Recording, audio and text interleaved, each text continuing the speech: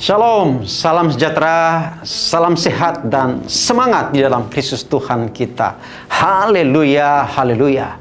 Saudara, hari ini kita akan merenungkan satu kebenaran firman Tuhan yang terambil dari kitab Mazmur pasal 23. Nanti kita akan bahas ayat ini satu persatu, ayat 1, 2, dan seterusnya, saudara, secara bertahap.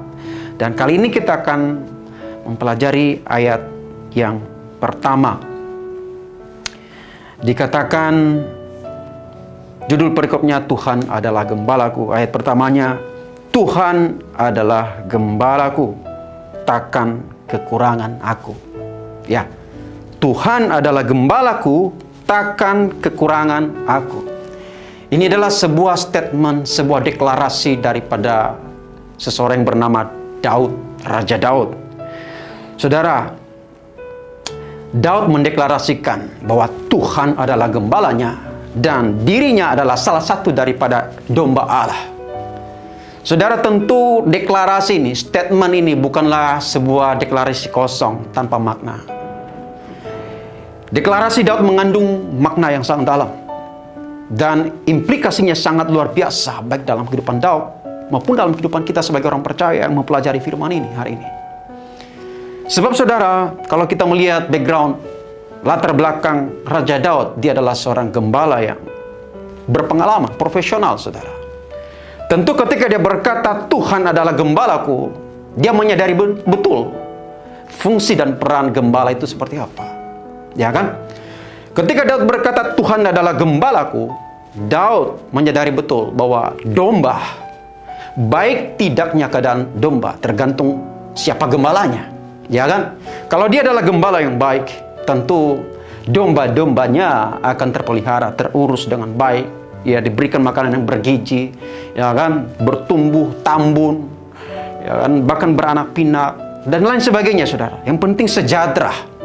Tetapi kalau berada di tangan gembala yang jahat atau gembala yang tidak baik, gembala upahan yang tidak bertanggung jawab, tentu domba-domba itu akan tidak terurus.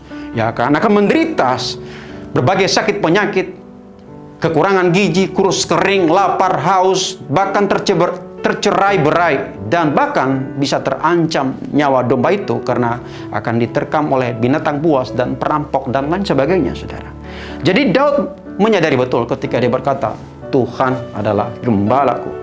Saudara, kalau kita aplikasikan dalam kehidupan kita sebagai orang percaya hari ini, Yesus telah mati dan telah menebus kita, membeli kita dengan darah yang mahal.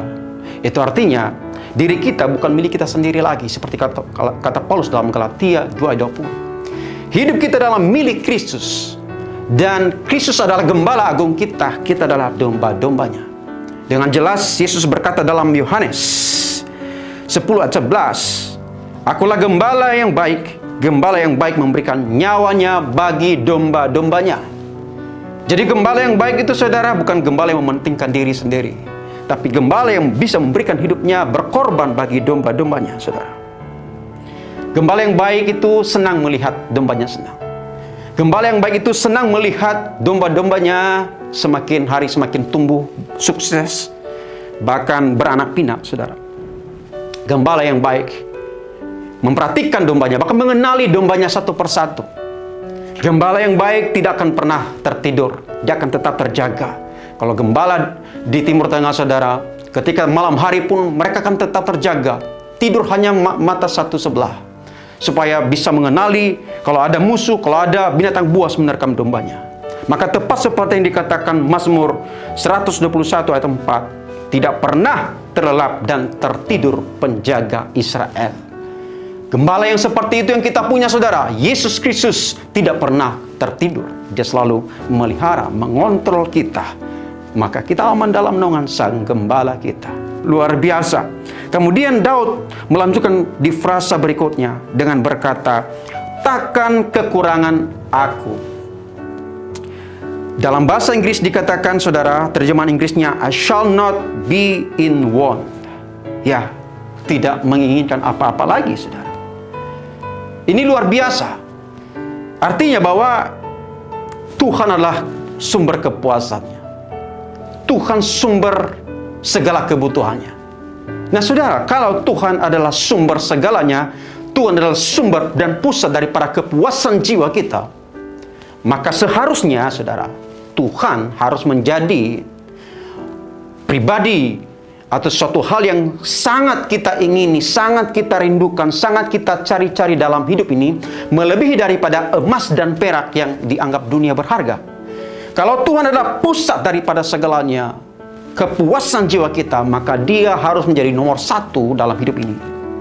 Saudaraku, Filipi berkata, Rasul Paulus berkata dalam Filipi 4 ayat 19, Allahku akan memenuhi segala keperluanmu menurut kekayaan dan kemuliaannya dalam Kristus Yesus. Saudara, Allah yang sama yang telah memelihara orang Israel di padang gurun selama 40 tahun lamanya, tiap hari diberikan mana, tiap hari diberikan awan, tiang awan supaya mereka tidak kepanasan, tiang api di malam hari supaya mereka tidak kedinginan. Allah yang sama yang telah memelihara Elia 3 tahun lamanya di tepi sungai Kerit. Allah yang sama yang telah memberikan makan 5.000 orang, lebih 12 bakul.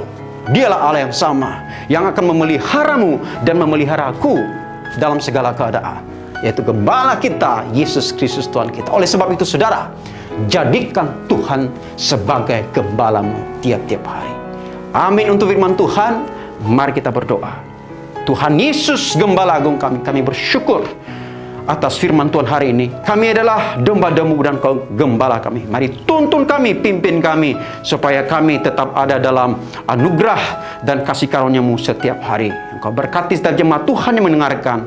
Dalam nama Yesus kami berdoa. Haleluya, haleluya, amin.